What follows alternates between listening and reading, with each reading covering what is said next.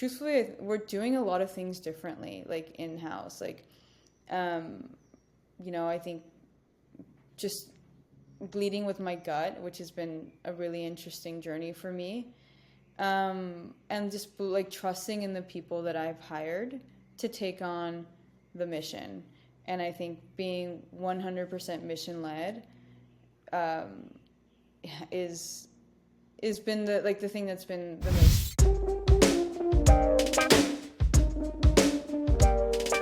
Welcome to the Nopalera podcast, a place where I share the journey of building my company from the ground up, as well as the stories of others in our community. I am your host, Sandra Velasquez, founder of Nopalera, a culture-forward brand that celebrates and elevates culture. Aside from making great products, we are cultural storytellers with a mission to inspire our community to stand in their worth.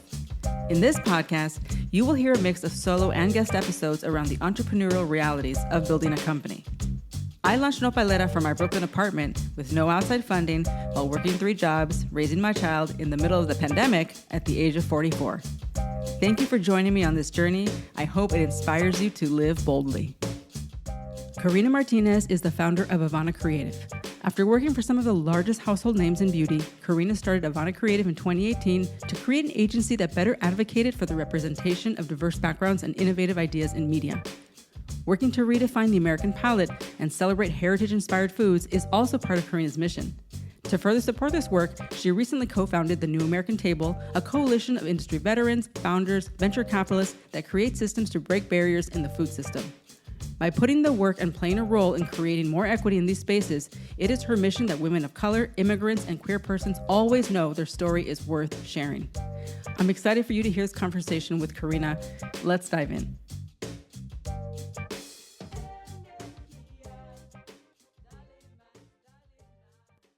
Karina, welcome to the Nopalera podcast. How are you? Hello, I'm doing great. How are you? I'm good. Thank you for having this chat with me. For everyone out there that's listening, I already know and love Karina. She is my publicist. So, I am biased already, but I want everyone else to meet Karina. So tell us, Karina, when you had the idea to start your own publicity firm, if that's in fact what the idea was, like who were you at that time? What were you doing? What was going through your head when you decided to embark on this now amazing journey that you're on?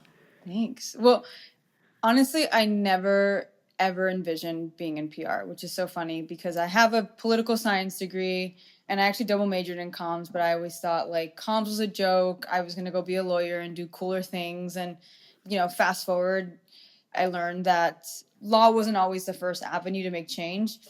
And so I ended up kind of in marketing on accident and really just fell in love with stories and what stories could do and how stories could have an impact. But I was 23. I had literally almost no experience, couldn't keep a job to save my life because I have ADHD, and being in a room and being confined to someone else's schedule was impossible. So I found myself recently graduated, had been almost fired from 3 jobs in less than a year, and really unsure what was next. And I just knew that if I continued this path, I would be like the most unemployable person in the world to have all these jobs with like such a short history. So I just kind of like started to figure out like what is it that I love. And my last job that I had done was at a PR agency. We primarily work with big brands, really fancy activations. And it was one of those things where like I loved the work, but not the job. And so I thought, okay, interesting. Like there's a version of this that exists that I can actually love. And it's been a 3.5-year journey of kind of discovering that. But the version of the company now is so different than it was 3.5 years ago. I was talking about this recently, but I think like building this has kind of been my own becoming and unbecoming.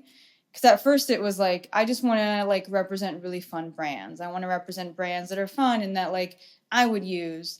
And then little by little, as the stories of the people would unfold and I would get to know founders like yourself, it became really apparent that the stories and the brands that I was attracted to were the ones that were similar to my upbringing, whether it was because they were Latina founded, they came from an immigrant background, or they were trying to kind of change a narrative in some space, in some way.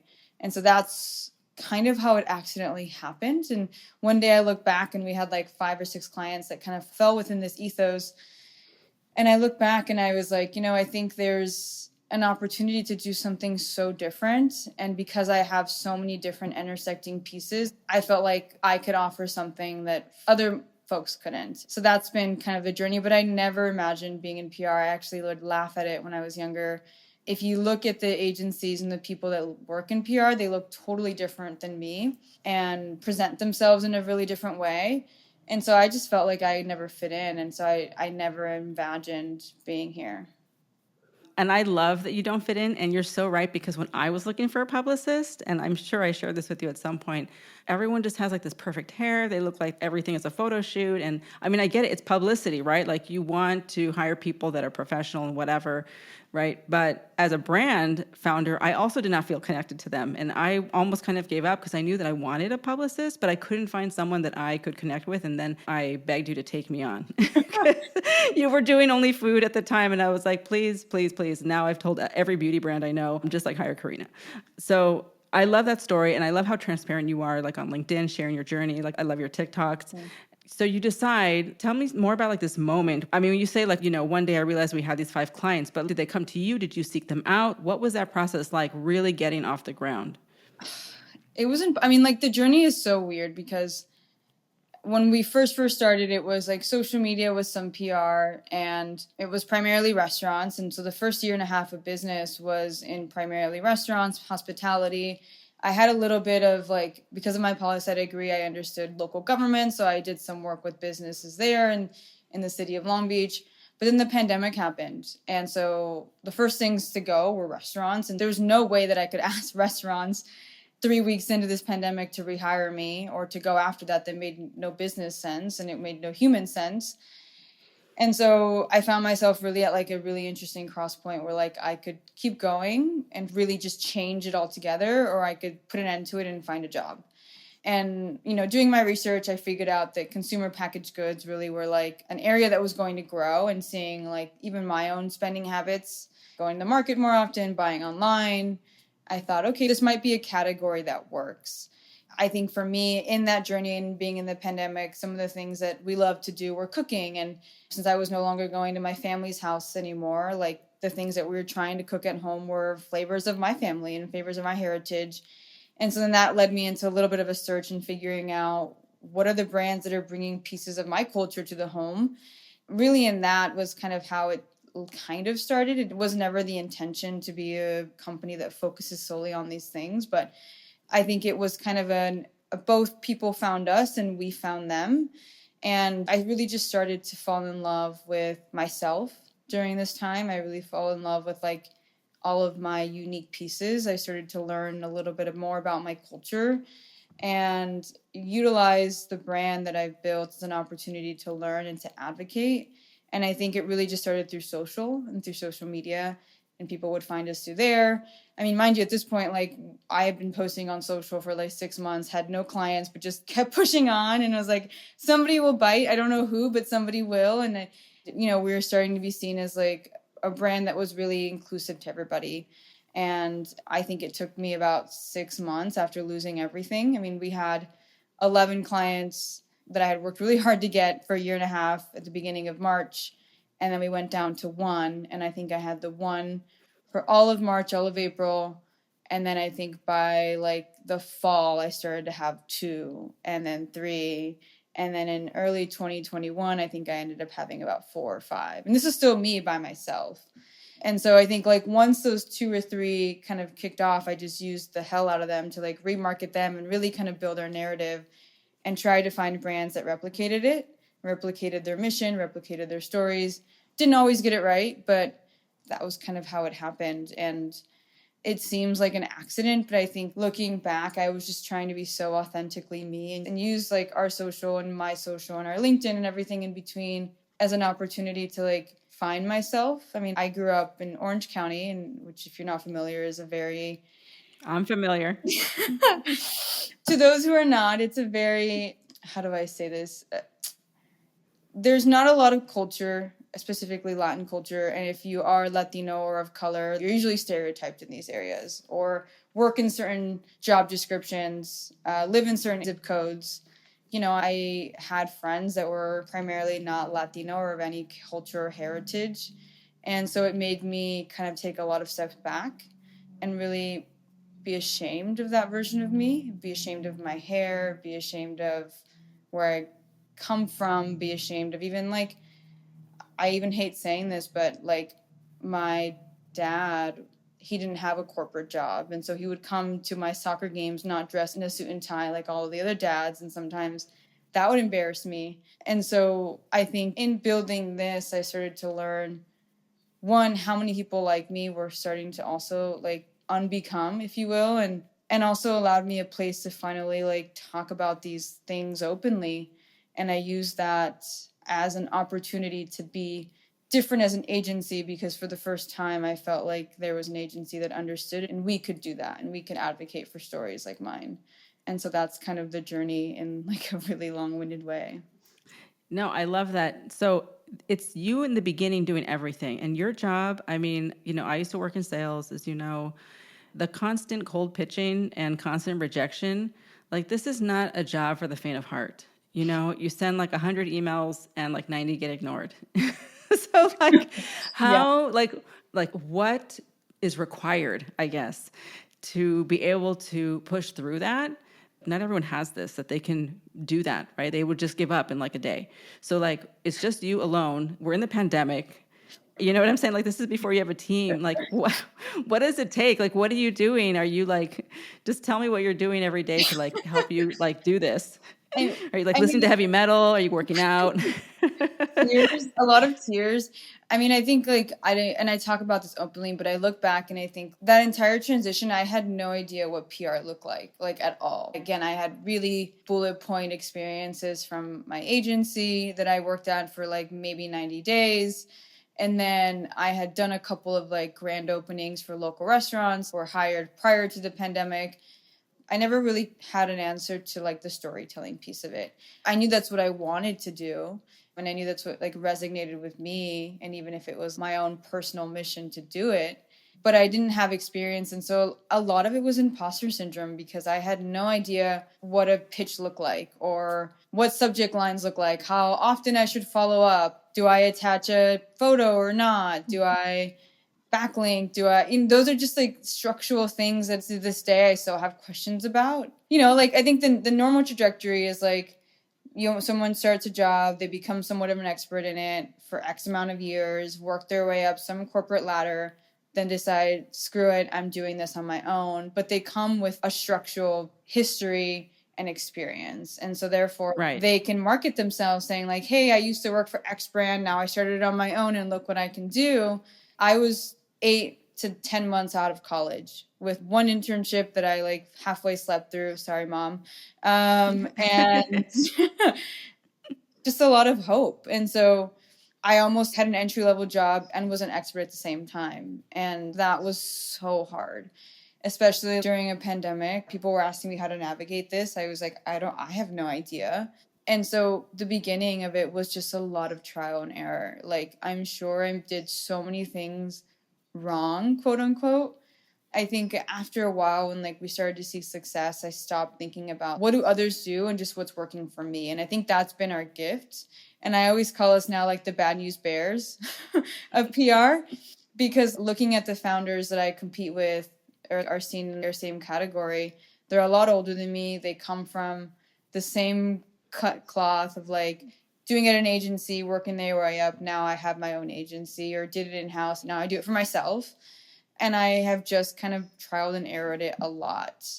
But I guess to give you the answer of like how it works, I think the biggest thing that we love to do is we love to tell stories through our brands and change narratives through our brands. So really it's a lot of research of figuring out like, what are the right people, what are the right outlets that want and would care about this story, and how do we connect person and outlet to our clients and bring those two together.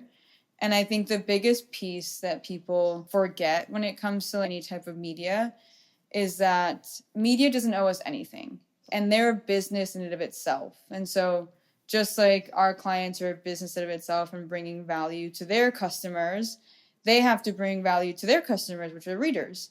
And so being super value driven is our most important thing, is how can we provide value to this person from using our clients? Is it about like, hey, no offense, you've only covered these types of backgrounds. Like, this is a new background that we can shed a lot of light in, and we have an expert that can talk about that. Or is it these things are trending, here's how we can bring value? Or a lot of people on your social media are saying that, like, where are the Latinos? And here they are, you know? And so that's kind of the way that it works. And there's a lot of things that go on behind the scenes. But I think when we can bring value based on the people that we work with, that's where we're seeing most success. I think that's such a great point for everyone to understand, because we often think we're just trying to get into magazines. We want people to care. We want people to care. It's like you have to answer the question, why should they care? Exactly. Why should they care? And I mean, that's true for founders too. Like, you're creating a brand, you're creating a product.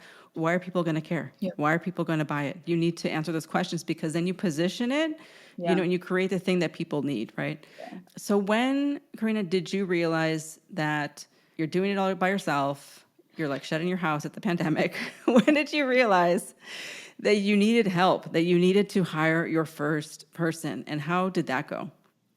I mean, I probably needed help way before I hired, but I think my situation, because I was in a pandemic, was a little bit different, because I wanted to make sure that there was longevity in this. Like, I think so many trends and so many things happened during the pandemic that are starting to fade again now.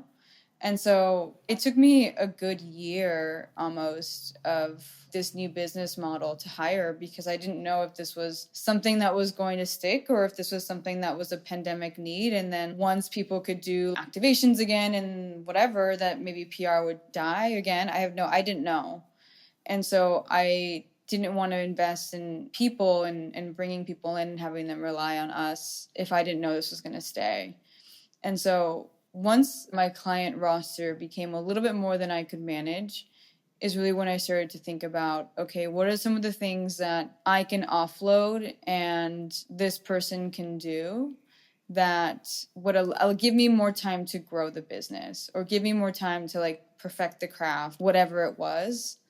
And so that was kind of like the first go at it. And the first two people I hired were not great and didn't last very long. And most of it was like a mutual decision. And that even finding the right people was hard, especially like at the beginning, I didn't even know who we were. I was like, I just need help. Like, I just need someone to help with Media List.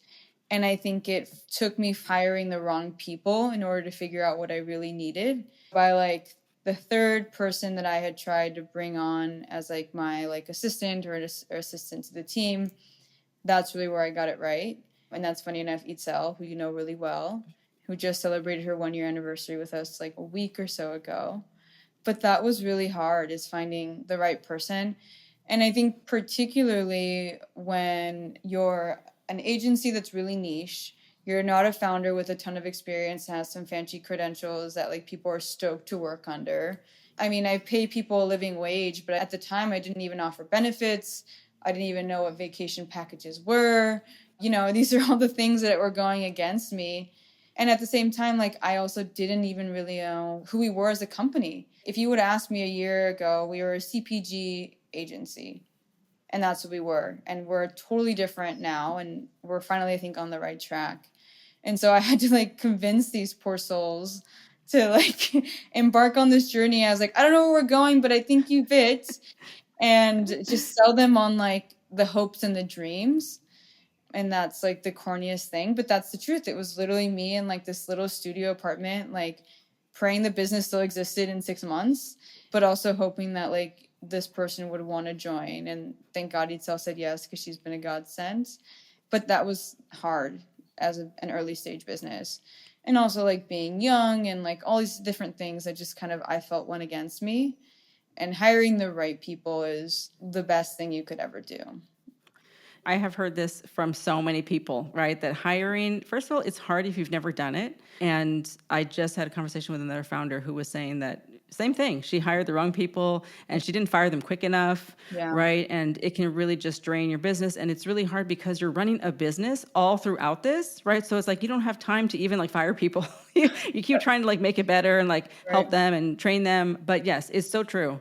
And I think what was especially hard for me is like, I was never a leader. Like, I had entry level jobs. I didn't know what a boss was. I had never really led. I had never worked in an agency before, so I didn't really understand like what processes to put in place. Again, I have ADHD, so like all of my things were scattered. Like, I can tell you what's going on everywhere and I can tell you where to find it, but it's probably not in the file that it's supposed to be. I can tell you what's going out when and who's doing what, but there was no system. And so when Itzel came, she was like, "Hi, where's this?" And I was like, "In my head." But okay, you probably need to know where it's going, right? Okay, cool. Let me try to put this together for you. And so I had there was no roadmap for leadership, for business, for anything. And so it was not only like hiring the right people, but also like building a company for the first time in an industry that I had no real experience in. I feel you 100%. I had to also write down all my SOPs, and it was so painful. And it's literally my least favorite thing to do is to write a document of like, here's where to find this, here's the video tutorial, here's the login, here's all the procedures. But you need systems, right? Yeah. You can't function without it because otherwise everything's in your head. And that is obviously not scalable, right? Not to mention what happens if you get sick. Right. Everything's in your head and you can't function. So how big is your team now? Okay, so we have 4 full-time. We should be hiring a 5th today, hopefully, if all goes well. So we have 5 full-time probably by the time this goes live, and then we have 2 freelancers that come in and out on a part-time basis. So at any given point, I manage a group of 7 people. That's amazing, Karina. I mean, I don't even manage 7 people. That is amazing. And I relate to this so much because when you start a business, unless you have a co-founder, it's just you alone, like working on your laptop, on your bed, like at night, crying. Like I 100% know what that is. And in fact, that's still me sometimes. Okay, let's be clear. Okay, that does not go away. I'm really trying to not take my laptop into the bedroom though, just for the record. So tell me about like what you've had to let go of or the work that you've had to do on yourself to become now the leader of a team of 7. I mean, you cannot be the same person that you were 2 years ago. No, I mean, I think like, what have I had to let go? I mean, so much. I mean, I think this is also, being a leader too has also been my becoming and also my unbecoming. I think I've never really been a control freak, but this process has made me a little bit controlling. I think the biggest thing I've learned is 2 things, is like the importance of leading like a human and treating people like humans. Again, I didn't come from big companies. I didn't know what CEOs look like. Truthfully, we're doing a lot of things differently, like in-house, like bleeding with my gut, which has been a really interesting journey for me, and just like trusting in the people that I've hired to take on the mission. And I think being 100% mission led has been the thing that's been the most guiding. And I always tell the team, and something that we've even changed the way that we think is, I think people think like we need to produce high quality so that our clients don't get angry, so that we don't get fired, and all of these things. And that creates a really pressure point moment throughout the day that we all feel at some point. But recently, what I've done, instead of saying like, hey, this needs to happen because this client's going to be angry, and if they're angry, X, Y, and Z happens, instead we say things like, we need to be the best versions of ourselves every day at work, because we primarily work with people from underrepresented, marginalized groups who have been told time and time again that they deserve less and that they deserve cheaper and shittier solutions. And so if we're shitty and we don't keep to our word, or we don't produce the best, or we don't try our best, or we don't show up in the best form, all we're doing is aiding to the stereotypes that we're trying to break by saying that we are a team that shows up half-assed and gives a half-assed solution to more people of color. And so instead of saying like, we need to do this because of XYZ, it's like, is everything you're doing for the greater good of our community? If it's not, take a step back or take a day off. I don't care. Right. Be slower, be more methodical. Whatever it is you need to do it. Because again, if we continue to push through and create this harmful and toxic work culture, all we're doing is aiding to the stereotypes. And that's not who we are. I love this so much. I keep hearing you say like about how you didn't have the experience. you're leading with your gut. But I think that a lot of people that have these like agency experiences, they're doing things in that cookie cutter way because that's how they've been trained by others. And Yeah. you have really created a business from your values, right? And you have created a value-based team with a very clear North Star. This is what it sounds like to me. And obviously I am biased because I know that you are this way, but even just hearing you say it back to me right now. So you've really created a new model. And honestly, it doesn't matter that you didn't work for an agency. Like no one cares because all we care about is the work that you are doing now. And, that's like when we talk about like chefs at restaurants, it's like you're only as good as the meal you made today, right? Or whatever the saying is. So it doesn't matter what school you went to or did not go to or what zip code you lived in or did not live in. It's about what you're doing now. And that's everything. Yeah. I mean, that took me a long time to figure out. I still every day go up against a version of it, but I used to think that not having these experiences or not coming from this cookie cutter background was a harmful thing to me. But I actually think it's been the biggest gift that I could get because I have no idea what the hell's going on in the agencies and I simply don't care anymore. Exactly. Sure, like there are some wins that I wish I would have gotten for clients that I'm like, I wonder how they did that, and I'll figure it out. But I think like when prospective employees interview with us, or when I'm talking to prospective clients, or when I'm talking to people, it's become so clear that we're so different. And that's because like we are not afraid to be different. And I also think we are such an intersectional group that that is our superpower. Our superpower is that some of us are immigrants, that some of us are queer, that some of us come from this background, some of us live in these zip codes, some of us have so many different experiences, and we bring that because that's a value add to our clients, and we have to suppress. Yes. I think like when you work in certain industries, you have to come and you have to be your most cookie cutter version of yourself and leave that piece of you at home. You have to assimilate. And we say, hell no, like bring that with you. Like that's your superpower. And that's what breaks those barriers. And that's what gets those like open emails. And that's what gets brands like yours on the radar of our network. Yeah, it's so true. And I mean, my experience with you has been that every time I talk to you, and we don't get to talk often, right? Because I'm like, I don't need any meetings. Right? But I'm like, I'm busy. Send me the updates. Is that I always feel that I'm talking to other human beings. That is not commonplace. I've worked with other PR agencies, I've worked with other publicists, and there isn't that same level of like humanity and understanding, for who I am as a person. Yeah. So that is your superpower. And I love that you've built this team of other superpower individuals. So what is it that before we dive into like the rapid fire round here of the 5 questions, like what's your vision for this to grow? Are you like, okay, we want to have 10 people, or like, no, we want to stay small, we want to stay boutique, or we want to branch out into other mediums? Like, what are the things that get you excited about growing? So much. I mean, I think I was just telling my business coach the other day that I'm like 3.5. I'm finally excited to be a little bit of a leader because I'm hiring all the right people to take off a lot of the weights. And so I feel like I'm at the brink again of being able to build the company of my dreams and not be able to work on it so much. But I think the vision, and who knows, like even by the time this goes live, how different this will look. But the vision really is, I don't have a number in place. I don't have like X amount of clients or like X amount of team members. But I think the vision is to be the most diverse group of people who advocate for the most diverse stories and to use storytelling in all of the ways to share our backgrounds and to rewrite cultural stereotypes. And I think the way that we've now broken it down is into 3 categories, which would be PR, which is our obvious, diving into brand partnerships and management of talent, and then content and community will be our 3rd pillar. And I don't know what that's going to look like, but it's really about, my vision is, if you're launching something that is changing a narrative, that we're the first ones you think of, whether it's a botanical line, whether it's a podcast or a movie, or a big corporate partnership that you have with a small brand that's going to change something. Naturally, like, I am Latina, I'm bilingual, so I think that will always be a really big part of who we are, but I don't want it to be the sole focus. We want to tell stories that are from all over the world.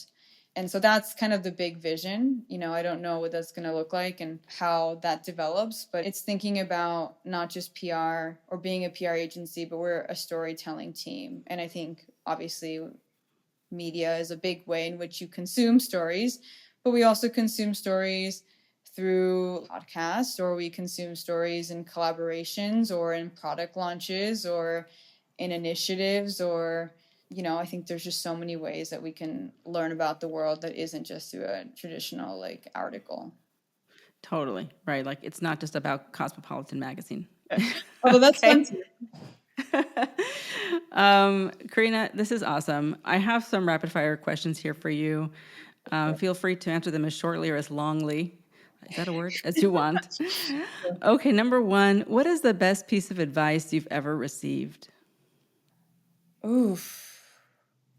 So much. I think the best piece of advice that I've ever received is, it's so silly, but to go with your gut and to really just lead with intuition, because 9 times out of 10 it's right. And I think by doing so, it's allowed me to be more human and to lead like a human, and also fail like a human and be super open and honest and candid in that journey. I love that. What does success look like to you? A couple of things. I think success looks like building a team of leaders. Like that's been one of my favorite parts about like this newish journey of mine, is now watching others succeed. And so being able to teach people to be better leaders. And I don't expect everyone to work with me forever or however long this exists, but I hope that people leave here and they are better. And I think success is freedom for everybody, not just me. Like financial freedom, freedom of work-life balance, freedom to pursue all the things that you want to pursue, and whether it's here or elsewhere. And I guess freedom of time too, because we don't have enough of that. Amen. Amen. Time is really our greatest, most valuable asset. 100%. You can always make more money. You can't make more time. Yeah. What does your perfect day look like? Don't hold back. Oh, goodness. Well, I think a perfect day is everyone responding to my emails. Honestly, the days that I love the most are any time that I get to be creative with the people on my team and not have to worry about like all of the little managerial things, because I'm awful at project management and luckily my team isn't. And so anytime I just get to be in a room and be creative, that really is my ideal day. But I wake up at 5 in the morning, have my coffee, and really just get to like have fun and be creative. And then enjoy nature. I don't get to do that enough, and really just be with my family. I can't believe you wake up at 5. Good for you. Okay, you're my hero, because today I woke up at 6 and I was like, yes, I am awesome. And I mostly don't wake up at 6. I usually wake up at like 7:30. It's nice to wake up. And I think that's been part of it, because the team comes in at 8. So I have a few hours in the morning to like actually do the things that I need to do. So by 8, I'm like ready to answer any questions. Yes, I've heard that this is true. When you wake up early, I'm going to try it out. What do you want to be remembered for? Ooh.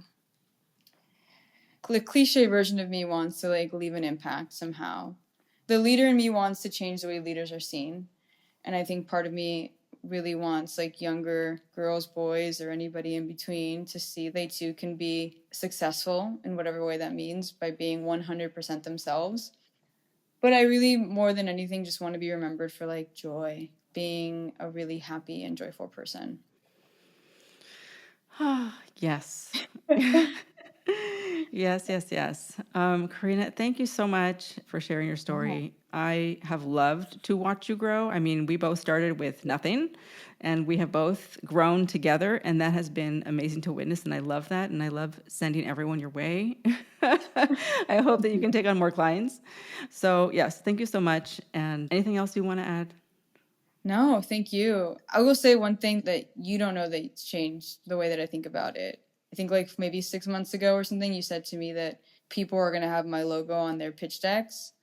And I think that responsibility has weighed on me heavily in a great, and like not in a pressure point way, but in a way that was like, wow, that's how people see us, and that's life changing. So thank you for that. Yes, thank you. I'm so glad that you're part of my journey. Wouldn't have it any other way. Yeah, thank you. Visit nopalera.co to pick up your favorite self-care items for yourself and your friends and family. Join our mailing list to be the first to hear about new products and exclusive promotions, and follow us on IG at nopalera.co. And if you are an entrepreneur looking for more real talk and resources, you can join my entrepreneurial newsletter from my personal website, sandraliliavelasquez.com, and be the first to know when I host workshops and masterclasses. Everything is linked below in the show notes. Stay resilient.